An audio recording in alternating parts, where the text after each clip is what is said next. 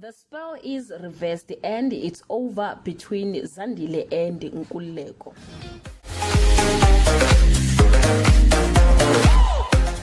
Everyone, welcome back to Zandile Live Trend. Thank you so much, guys, for tuning in. I'm here to update you of what is going to happen on Imbewu The Seed from the 17th to the 21st of January 2022 on Monday.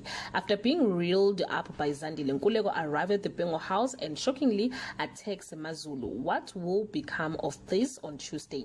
Mbangele tells Zandile she needs to continue to please Bululu if she wants to keep hold of Nkululeko. Shria chases Vanya away, kicks Jackson out of the house and calls off the engagement on Wednesday. The Bengo gathers to pray for the baby and Nkululeko arrives to donate his blood on Thursday.